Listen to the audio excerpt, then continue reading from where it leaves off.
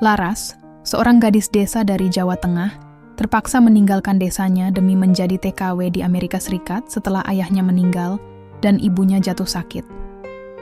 Di tengah kerasnya hidup di negeri orang, ia menikah dengan Andrew, majikannya yang jauh lebih tua dan berasal dari dunia yang berbeda.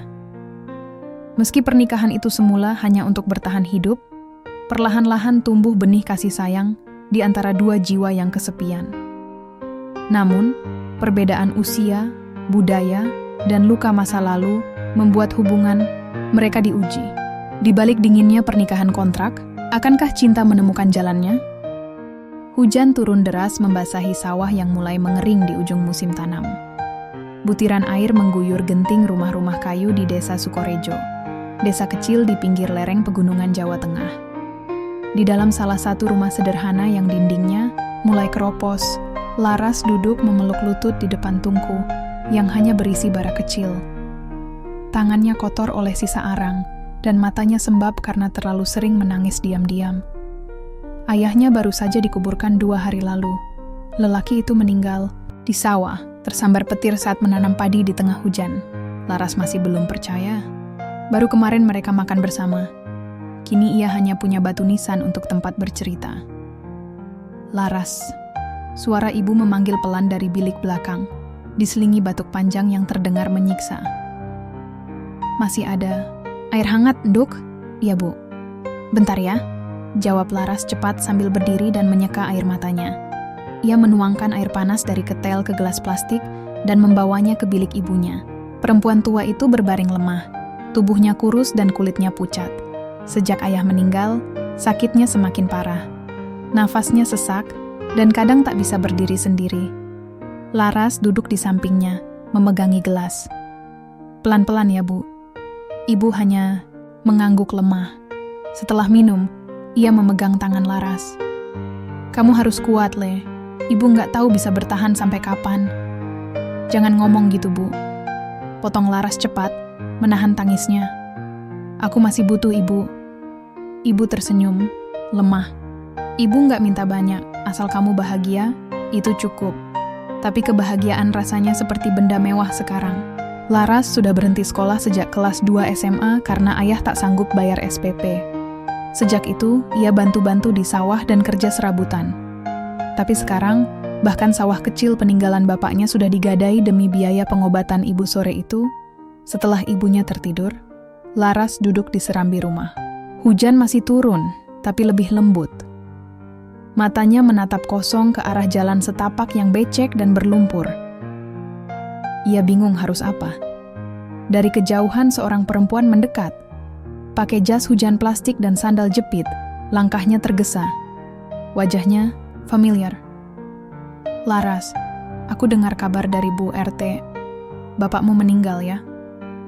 Innalillahi, aku turut berduka. Ya, ucap wanita itu sambil memeluk Laras hangat. Makasih Mbak Yanti. Yanti adalah tetangganya yang dulu pernah bekerja di luar negeri. Sekarang ia tinggal di kota, sesekali pulang ke desa. Wajahnya terlihat lebih cerah, tubuhnya lebih sehat. Tak seperti dulu saat masih sering kelihatan lusuh karena kerja kasar. Aku cuma mau bilang, kalau kamu butuh kerjaan, aku bisa bantu. Di tempat aku dulu kerja, ada agensi yang butuh orang. Bisa kerja ke luar negeri, jadi pembantu rumah tangga. Uangnya lumayan, bisa buat bantu ibu kamu juga. Laras terdiam.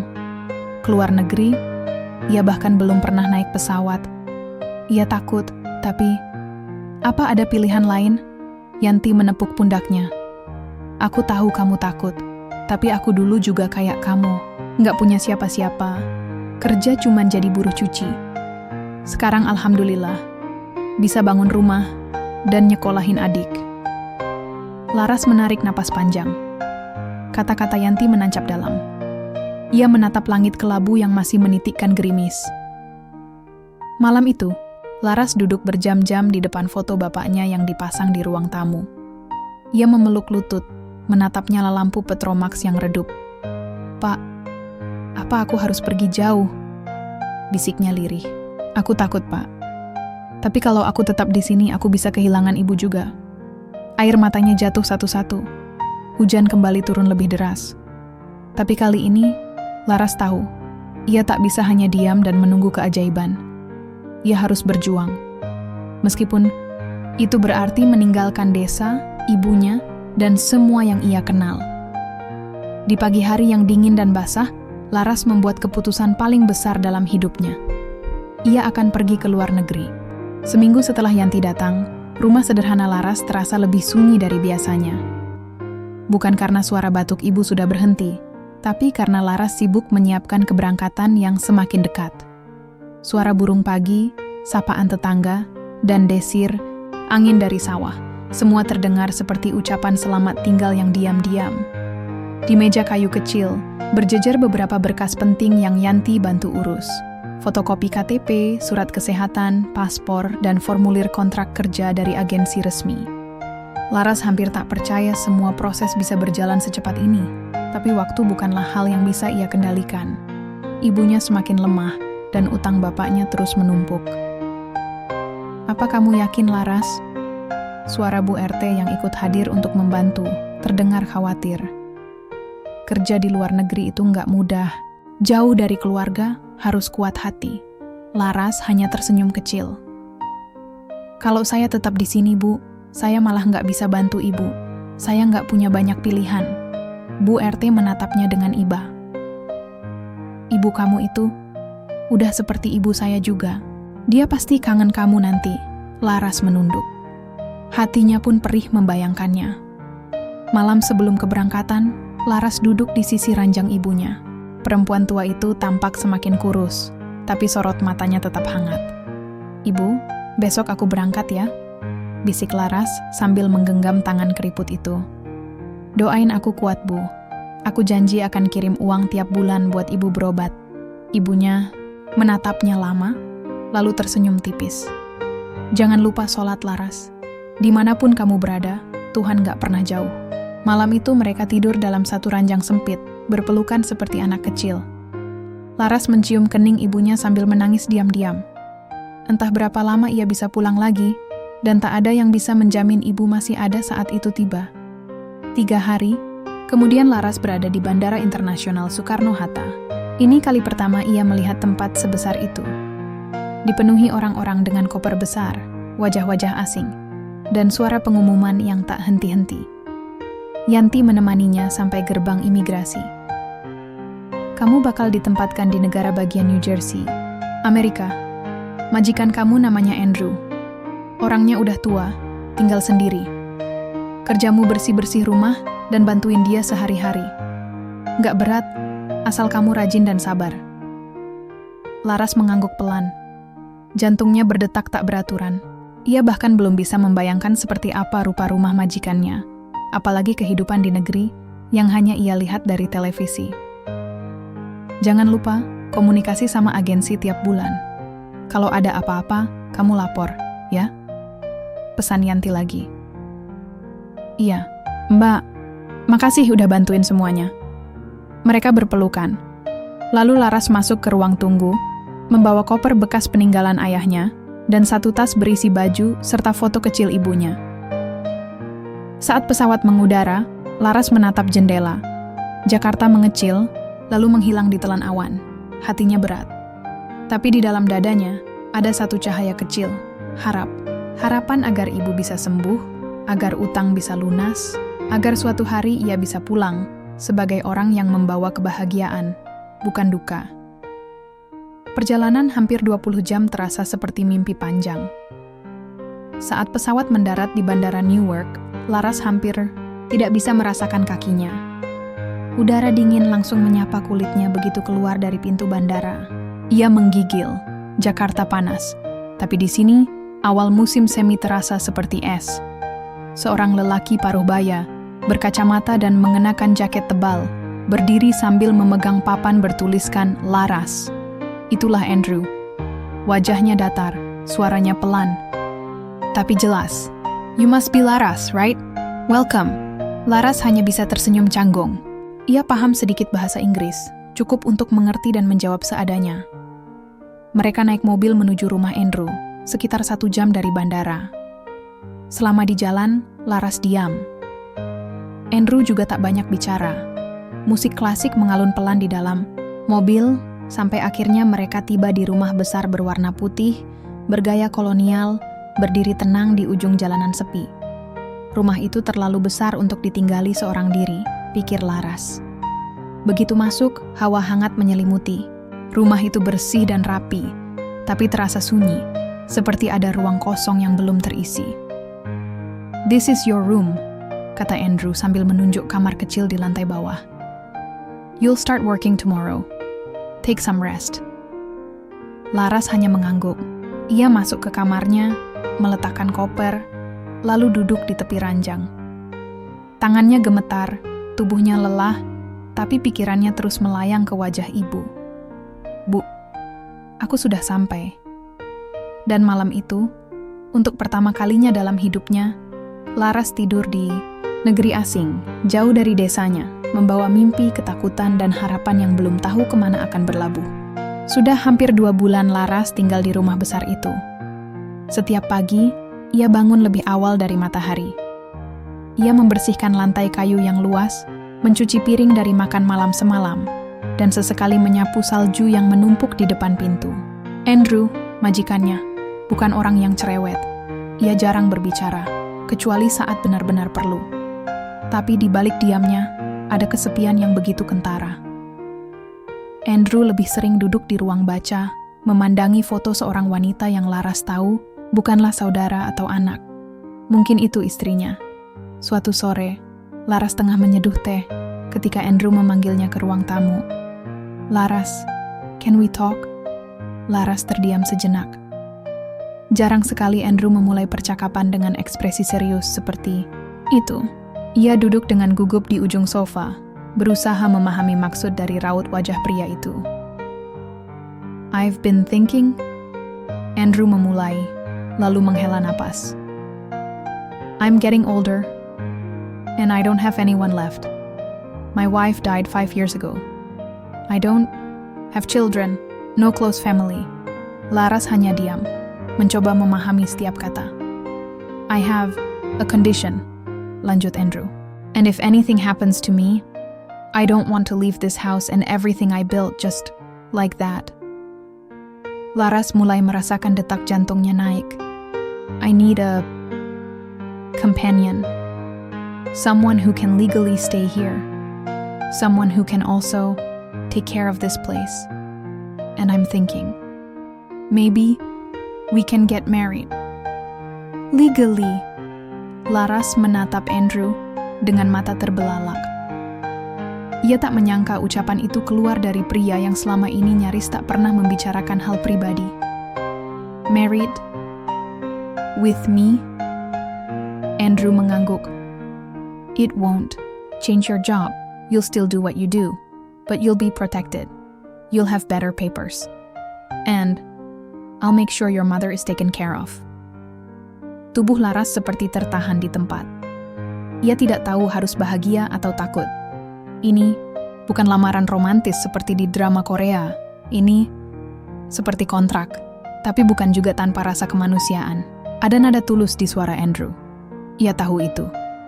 "Tapi, saya orang kampung," gumam Laras pelan. "Saya nggak punya apa-apa. Saya bukan siapa-siapa." "You are someone," ucap Andrew mantap. "You're kind. You work hard. And I trust you." Laras memejamkan mata. Wajah ibunya muncul di benaknya. Kondisi ibu semakin memburuk. Uang yang ia kirim baru cukup untuk membeli obat seadanya. Rumahnya di kampung juga sudah mulai rapuh. Dan di sini, ada seseorang yang menawarkan bukan hanya stabilitas, tapi juga jaminan hidup. Namun hatinya tetap kacau. Ini bukan cinta. Ini bukan seperti yang ia bayangkan saat masih kecil.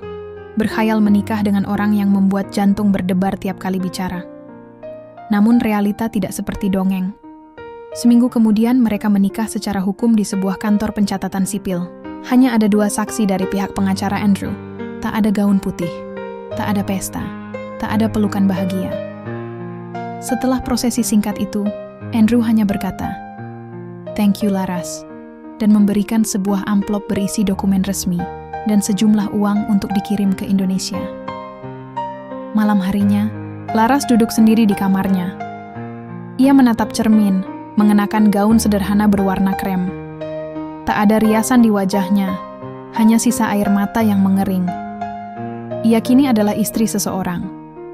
Secara hukum, ia bukan lagi hanya seorang pembantu, tapi juga bukan istri dalam makna yang ia impikan. Ia menikah bukan karena cinta, tapi karena keadaan, karena hidup tak memberinya pilihan lain. Di luar, salju turun perlahan. Laras membuka jendela, membiarkan angin dingin menyapa wajahnya.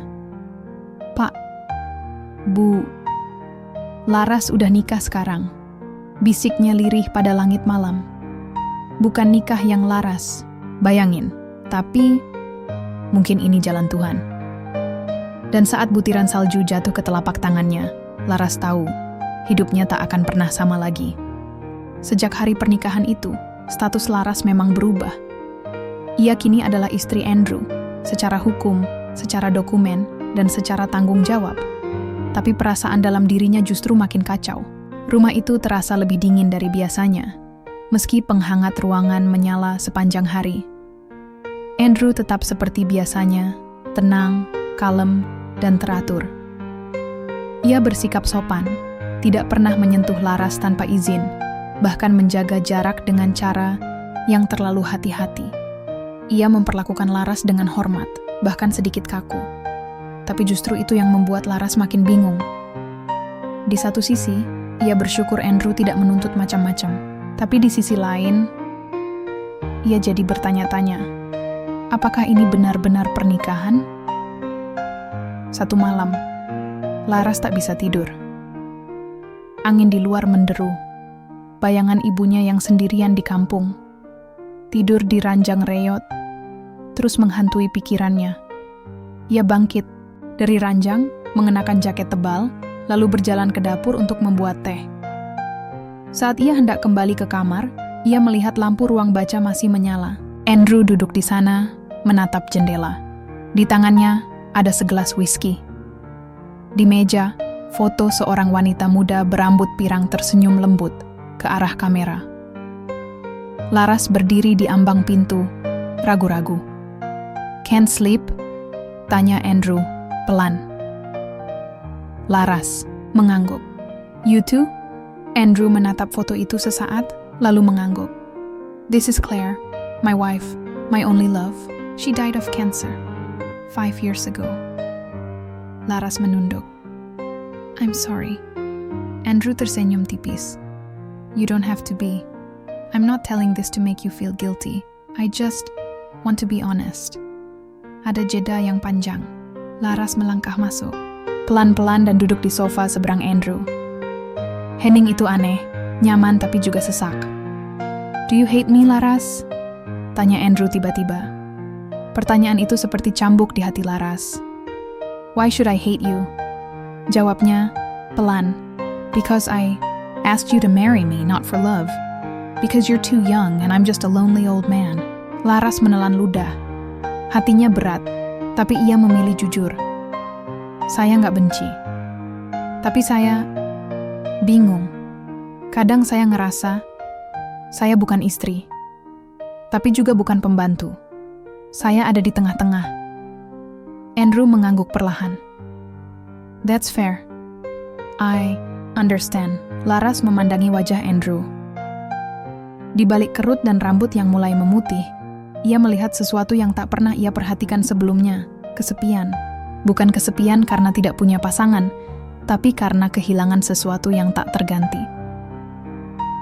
"Saya juga bingung dengan perasaan saya sendiri," sambung Laras. "Saya datang ke sini buat kerja, buat nyelamatin ibu saya. Tapi sekarang, saya di sini jadi istri, tinggal di rumah besar tapi hati saya masih kosong." Andrew mengangguk pelan. "I can't promise you love, Laras. Not now. But I can promise you honesty, respect, and care. And maybe, with time, who knows?" Mata Laras memanas. Ia tak tahu apakah ia menangis karena sedih, bingung, atau justru lega. Tapi malam itu, ia dan Andrew duduk dalam diam yang tidak lagi canggung. Seperti dua jiwa yang kehilangan arah. mencoba saling memahami walau belum tahu arah kemana. Malam demi malam berlalu. Laras mulai memperhatikan Andrew lebih dalam. Cara ia merapikan rak buku setiap hari Sabtu. Cara ia menyuapi burung-burung kecil di taman belakang saat matahari muncul. Dan bagaimana ia selalu menyisakan secangkir kopi untuk Laras setiap pagi, meski tak pernah mengucapkannya langsung. Namun justru ketika hubungan itu mulai pelan-pelan mencair, badai datang. Suatu pagi, Laras menerima telepon dari adik sepupunya di kampung. Ibunya kritis. Kesehatannya menurun drastis dan butuh dirawat di rumah sakit dengan biaya yang tidak kecil. Kalau bisa segera kirim uang, Laras. Kalau enggak, mungkin ini terakhir kali kamu bisa bicara sama ibu. Suara di ujung sana gemetar. Laras langsung lemas. Ia menatap layar ponselnya dengan mata berkaca-kaca. Ia lari ke ruang kerja Andrew dan mengetuk pintu. Andrew langsung berdiri melihat wajah Laras. My mom, she's sick. Very sick. I need help. Hospital. Please. Andrew tak banyak bicara. Ia hanya mengangguk dan membuka dompet, mengeluarkan kartu, dan berkata, Use this. Anything you need. Laras menangis, tanpa bisa menahan. Untuk pertama kalinya, ia menangis di depan Andrew. Dan untuk pertama kalinya pula, Andrew meraih bahu Laras dan memeluknya. Hangat, hati-hati, dan dalam diam yang mengandung banyak arti. Tapi malam itu, saat Laras selesai mengirim uang dan duduk di teras, belakang telepon kembali berdering. Kali ini, kabar yang datang bukan hanya membuat hati remuk, tapi juga membuatnya jatuh seketika. Ibu kamu udah gak ada, Laras. Baru saja. Kita gak bisa nunggu kamu pulang. Laras menjerit. Dan malam itu, di bawah langit New Jersey, yang dingin, Laras menangis sampai dadanya sakit. Untuk pertama kalinya, ia merasa benar-benar sendiri di dunia ini. Dan mungkin, pernikahan kontrak itu bukan sekadar perjanjian, tapi satu-satunya hal yang membuatnya tetap berdiri. Musim dingin datang lebih cepat tahun itu. Salju turun deras, menutupi halaman dan atap rumah dengan putih yang menyilaukan. Namun, di dalam rumah besar milik Andrew, suasananya terasa lebih hangat dari sebelumnya. Aneh, mengingat beberapa minggu lalu, Laras merasa rumah ini dingin dan kosong, sama seperti hatinya. Sejak kepergian ibunya, Laras seperti kehilangan arah. Ia masih terbangun setiap pagi, menyeduh teh, membersihkan rumah, menyiapkan makanan untuk Andrew. Tapi semua itu kini dilakukan seperti tanpa jiwa. Ia seperti mesin. Tidak bicara banyak, tidak tertawa, bahkan tak lagi menangis. Air matanya seolah habis malam itu saat ia mendengar suara di telepon mengabarkan ibunya telah pergi untuk selamanya. Andrew menyadari perubahan itu. Ia tak memaksa, tak banyak bertanya. Ia hanya ada. Setiap pagi, ia meninggalkan catatan kecil di atas meja makan. Breakfast is ready. I hope you eat a little today. Setiap malam, ia menyisakan sup hangat di dapur dengan post-it kecil. Don't skip dinner. Claire used to make this too. Awalnya, Laras hanya membacanya sekilas. Tapi perlahan, ia mulai membalasnya. Dengan tulisan kecil di balik post-it itu. Thank you. Atau, I'm sorry, saya masih susah makan. Dan begitu saja, komunikasi mereka berubah dari sunyi menjadi hangat. Dari dingin menjadi penuh perhatian, meski dalam bentuk yang sederhana. Suatu malam, salju turun lebat dan listrik padam beberapa jam. Rumah mereka hanya disinari cahaya lilin. Laras yang sedang duduk di dekat perapian terkejut saat Andrew datang membawa 2 cangkir coklat panas. Kau kelihatan kedinginan, katanya, sambil duduk di kursi seberang. Laras menerima cangkir itu dengan tangan gemetar. Hening sejenak menyelimuti mereka. Hanya suara api dan angin di luar yang terdengar. Do you miss her? Tanya Andrew tiba-tiba. Laras menoleh pelan. Your mother. Laras menggigit bibirnya, lalu mengangguk. Setiap hari. Andrew menghela napas. I miss Claire every day too. But the pain, it changes. It won't go away. but it becomes part of you. Laras menatap wajah Andrew. Untuk pertama kalinya, ia merasa benar-benar dipahami. Bukan sebagai pembantu, bukan sebagai wanita, asing di negeri orang, tapi sebagai manusia yang sedang berduka. Saya nggak tahu harus ngapain sekarang, gumam Laras. Semua tujuan saya ke sini udah nggak ada. Andrew mengangguk pelan. Maybe now you live not for her, but with her. In you, she raised a strong daughter, Laras. Laras tak kuasa menahan air matanya. Tapi kali ini, tangisnya bukan karena putus asa. Ada kelegaan, ada perasaan dipeluk. Meski secara fisik, mereka hanya duduk berjauhan. Beberapa saat kemudian, Andrew berdiri dan menghampiri Laras. May I? Laras mengangguk, dan untuk kedua kalinya, ia dipeluk oleh pria yang dulu hanya ia pandang sebagai majikan.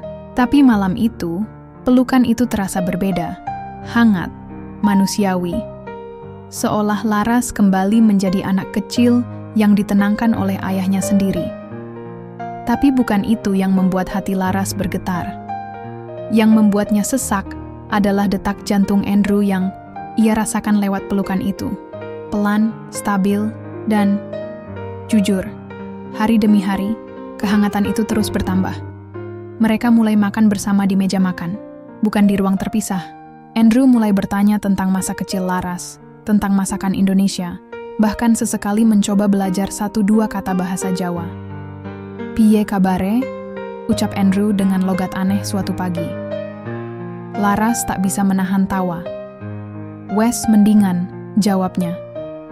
Untuk pertama kalinya, Laras tertawa lagi. Dan Andrew tersenyum begitu lebar, seolah tawa itu adalah hadiah paling berharga yang pernah ia terima. Sampai akhirnya, suatu malam saat mereka duduk berdua di teras belakang, Laras memberanikan diri bertanya, "Kenapa kamu nikah sama aku waktu itu, Drew?" Andrew menoleh pelan. "Honestly, awalnya, aku cuma butuh seseorang untuk mengurus rumah ini, meneruskan hidupku, seseorang yang bisa kupercaya." Laras mengangguk. Itu ia sudah tahu. Tapi sekarang, aku ingin kau tahu sesuatu. Nah, lanjut Andrew menatap mata Laras dalam, "I no longer see you as someone I married because I had to. I see you as someone I want to stay in my life." Laras terdiam. Kata-kata itu menggema di dadanya. Ia tak tahu harus menjawab apa. Tapi satu hal yang ia tahu. Untuk pertama kalinya, hatinya berdebar bukan karena takut, melainkan karena harapan. Laras tak pernah membayangkan bahwa ia bisa merasa nyaman di rumah yang dulu asing ini. Ia mulai terbiasa dengan pagi-pagi yang diiringi suara musik klasik dari radio tua Andrew, makan malam sederhana yang mereka nikmati sambil ngobrol ringan, dan bahkan salju yang turun perlahan di luar jendela, yang dulu membuatnya menggigil, kini jadi pemandangan yang menenangkan. Cinta, kata itu belum berani ia ucapkan, tapi ia merasakannya merayap pelan dalam dada. Setiap kali Andrew tersenyum, setiap kali ia memegang tangan Laras di ruang tamu, setiap kali mereka saling memandangi tanpa berkata-kata, hatinya berdebar. Namun, cinta yang tumbuh perlahan itu diuji tiba-tiba.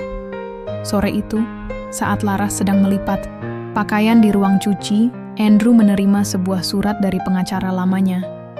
Laras melihat ekspresi wajah Andrew berubah saat membaca surat itu. Pucat, kaku, dan penuh keraguan. "Kamu kenapa?" tanya Laras hati-hati saat Andrew kembali masuk rumah. Andrew tak langsung menjawab. Ia duduk di sofa menunduk lama sebelum akhirnya membuka suara. "Claire," katanya pelan. "I think she had a daughter." Laras mengernyit. "Maksudmu?" Andrew menatap Laras. "Claire pernah hamil sebelum kami menikah. Tapi dia tak pernah mengaku. Aku baru tahu dari surat ini.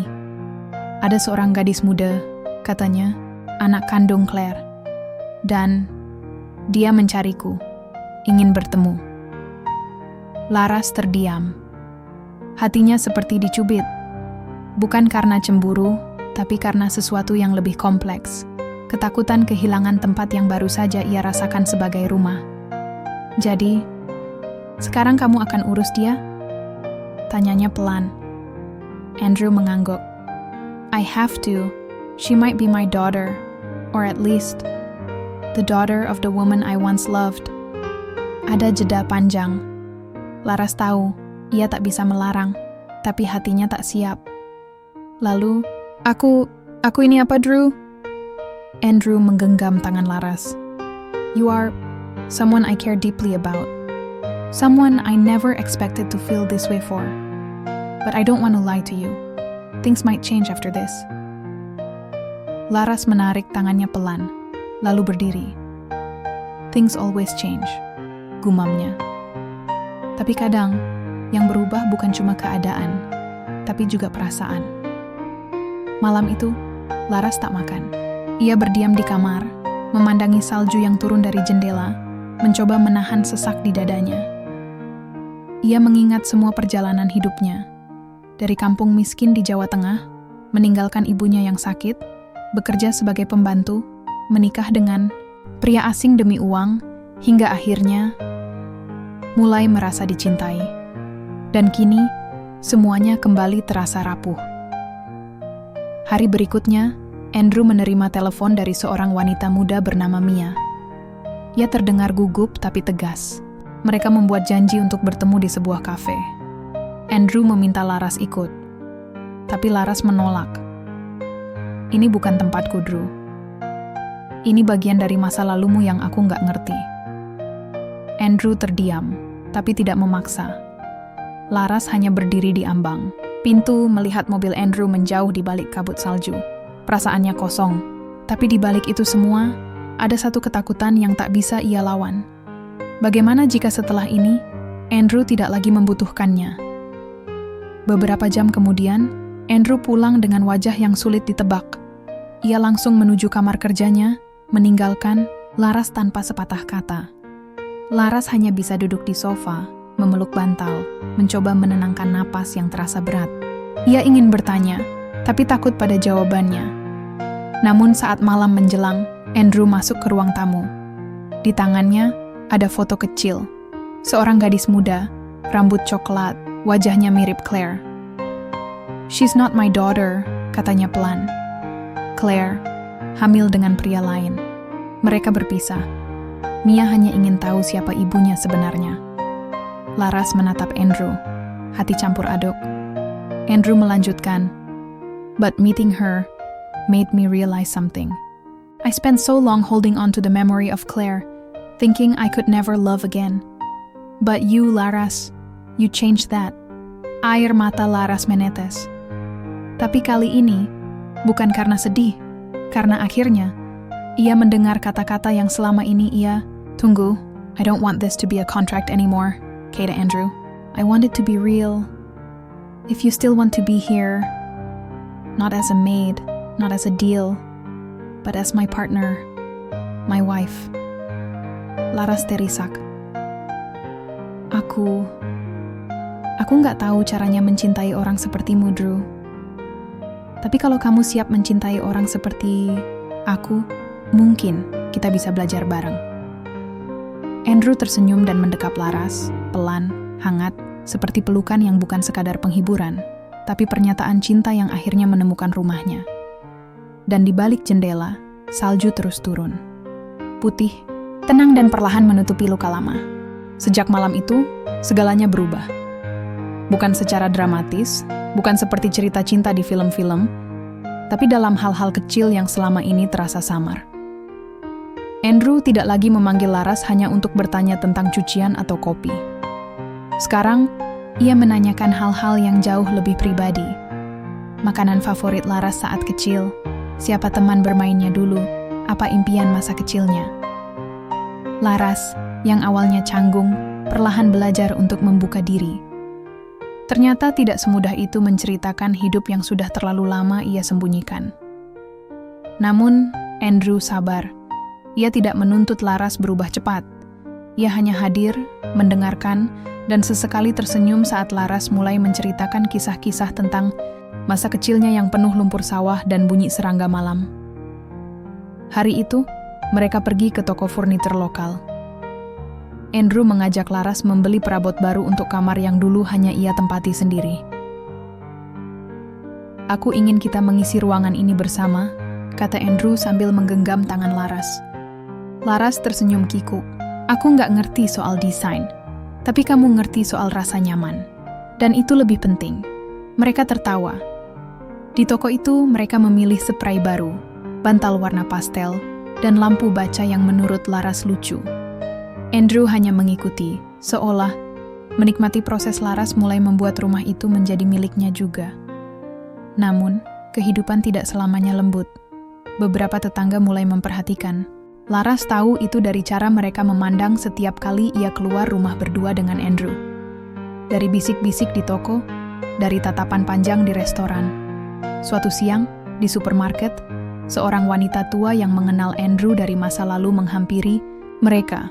"Kau Andrew kan?" "Andrew Peterson?" tanya wanita itu. Andrew tersenyum ramah. "Yes, that's me." Wanita itu lalu menatap Laras. Alisnya mengerut.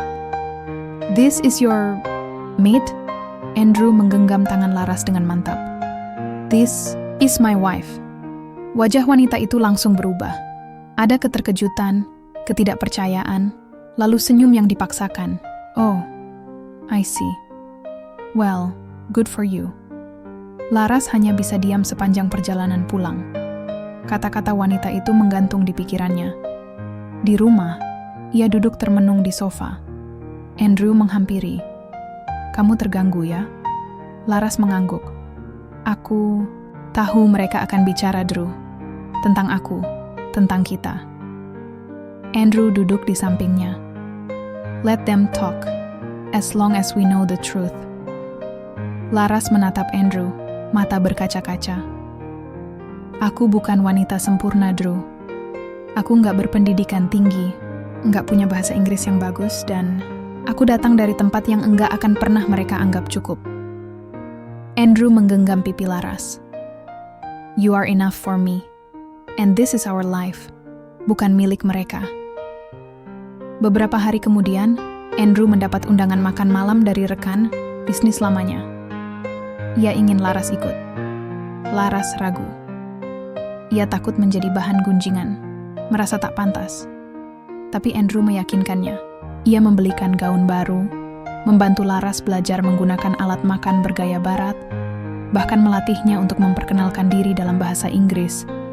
Di malam makan malam itu, Laras gugup setengah mati. Tapi Andrew tidak melepas tangannya. Ia memperkenalkan Laras dengan penuh bangga. "This is Laras, my wife, and the bravest woman I know." Laras tersenyum, menunduk sopan. Tapi di dalam hatinya, ia merasa kuat. Untuk pertama kalinya, ia tidak hanya menjadi pembantu dari Asia yang dikasihani. Ia adalah istri Andrew, wanita yang telah bertahan, mencintai, dan dicintai kembali. Malam itu, saat mereka pulang dan berdiri di depan rumah, Laras menatap Andrew dan berkata, "Terima kasih, sudah percaya sama aku." Andrew tersenyum. "You saved me too, Laras. We saved each other." Dan di malam yang dingin itu, pelukan mereka menjadi rumah yang tak bisa digoyahkan oleh omongan siapapun. Namun, kehidupan masih punya satu kejutan terakhir untuk mereka. Surat dari Kedutaan Besar Indonesia tiba beberapa hari kemudian. Isinya, permintaan klarifikasi soal status pernikahan Laras dan adanya laporan dari seseorang yang mengklaim bahwa Laras telah meninggalkan tanggung jawab keluarga di kampung halaman. Laras membaca surat itu dengan tangan gemetar. Nama si pelapor, Pak Joko, tetangga kampungnya sendiri yang pernah mengincar tanah warisan ibunya. "Drew, aku harus balik ke Indonesia, setidaknya untuk menjelaskan ini." Andrew terdiam, matanya serius. "Kamu nggak sendiri lagi, Laras. Kalau kamu harus ke sana, aku ikut." Bab itu ditutup bukan dengan perpisahan, tapi dengan keputusan bersama untuk menghadapi masa lalu agar masa depan mereka tidak terganggu bayang-bayang yang belum selesai. Kepulangan Laras ke Indonesia bukan seperti kepulangan yang ia bayangkan dulu. Bukan untuk mudik penuh rindu, bukan untuk menengok sawah dan rumah reyotnya dengan rasa lega. Kali ini, Ia pulang membawa beban. Surat dari kedutaan itu mengguncang hidupnya, seakan menarik kembali semua kenyataan pahit yang sudah ia kubur di bawah salju Amerika. Tapi ia tidak sendiri. Andrew menemaninya. Ketika mereka tiba di desa kecil itu, semua mata tertuju pada mereka. Orang-orang berbisik, anak-anak mengintip dari balik pagar, dan beberapa tetua kampung menatap tajam dari kejauhan. Laras menggenggam tangan Andrew erat-erat. Ia merasa seperti gadis kecil lagi, takut, malu, dan tak berdaya. Tapi Andrew, dengan tenangnya, tersenyum dan menyapa siapapun yang mereka lewati. Ia membuat Laras merasa, cukup, rumah ibunya sudah kosong. Seorang tetangga bilang, ibunya dibawa ke rumah paman jauhnya di kota, setelah Laras tak kunjung kembali. Tak ada surat, tak ada pesan. Laras merasa bersalah, tapi ia tahu, satu-satunya jalan untuk menebus semuanya adalah menyelesaikan urusan ini dulu. Di balai desa, mereka bertemu dengan kepala desa dan perwakilan dari pihak kedutaan. Juga hadir Pak Joko, pria yang melaporkan Laras. Kamu ninggalin ibumu yang sakit buat kawin sama bule tua ini demi uang. Tuduh Pak Joko dengan suara lantang. Laras terdiam. Matanya mulai basah, tapi Andrew memegang bahunya. Ia mengangguk, mempersilahkan Laras bicara. Dengan suara pelan namun tegas, Laras menjawab, "Benar, saya menikah dengan Andrew karena keadaan. Tapi saya nggak pernah berhenti mikirin ibu saya. Saya kirim uang setiap bulan, saya berjuang supaya bisa hidup lebih layak. Dan saya menikah bukan karena uang, tapi karena saya menemukan orang yang menghargai saya sebagai manusia." Pak Joko mendengus. "Kamu lari dari kewajiban. Kamu harusnya jaga ibumu di sini." Kepala desa memotong, "Sudah Pak Joko. Tuduhan Bapak tidak berdasar. Laras tidak pernah meninggalkan kewajibannya. Dan kami sudah verifikasi pengiriman uang serta komunikasi Laras dengan keluarganya." Andrew ikut bicara dengan bahasa Inggris pelan yang dibantu penerjemah. "I came here not to defend Laras, but to stand beside her. Because she's the strongest woman I've ever met. She didn't run away. She survived. And she gave love, even when she didn't receive it." Ruangan itu hening. Laras menunduk, menangis pelan. Bukan karena kalah, tapi karena beban yang selama ini ia pikul perlahan-lahan terangkat. Setelah pertemuan itu, Laras dan Andrew mengunjungi ibunya, yang kini tinggal di kota bersama paman. Laras menangis memeluk ibunya, dan ibunya pun hanya bisa mengusap kepalanya. "Aku pikir kamu udah nggak balik, Nak. Tapi ternyata kamu pulang sebagai wanita kuat." Ibu bangga. Hari-hari berikutnya mereka gunakan untuk berziarah ke makam ayah Laras, bertemu saudara, dan memberi penjelasan ke warga kampung. Andrew tak pernah sekalipun mengeluh, meski harus tidur tanpa AC, makan dengan tangan, atau mandi air dingin dari bak. Ia melakukannya semua demi Laras. Sebelum kembali ke Amerika, Laras berdiri lama di depan rumah masa kecilnya. Rumah reyot itu, meskipun sudah tak layak, menyimpan banyak kenangan, tawa, tangis, dan harapan. "Aku nggak akan lupakan tempat ini," katanya pada Andrew. Andrew menggenggam tangannya. "But this is not your only home anymore." Di bandara, saat pesawat mereka lepas landas, Laras menatap keluar jendela. Awan-awan putih menyambutnya, seperti halaman baru dalam hidup. Sesampainya di Amerika, mereka mulai dari awal. Andrew menyerahkan sebagian urusan bisnisnya agar punya lebih banyak waktu untuk rumah. Laras mulai belajar bahasa Inggris dengan serius, bahkan ikut komunitas diaspora Indonesia di sana. Ia juga belajar memasak makanan barat, meski sambal tetap jadi favoritnya. Suatu malam, saat mereka makan malam dengan teman-teman Andrew, seseorang bertanya pada Laras, "Do you miss home?" Laras tersenyum. Ia menatap Andrew yang tengah tertawa bersama tamunya, lalu memandang lilin yang menyala hangat di atas meja makan. "I don't miss home, because I found it here." Cinta tidak selalu datang dengan bunga dan lagu romantis. Kadang ia hadir dalam bentuk pengorbanan, perjuangan, dan keberanian untuk memilih meskipun seluruh dunia menertawakan. Laras pernah memilih pergi demi bertahan hidup. Kini, ia memilih tinggal, karena hidupnya sudah tak lagi sekadar bertahan, Ia telah tumbuh, dan rumahnya bukan lagi tempat di mana ia dilahirkan, tapi tempat di mana ia dicintai, dan di sisi Andrew ia menemukan rumah itu.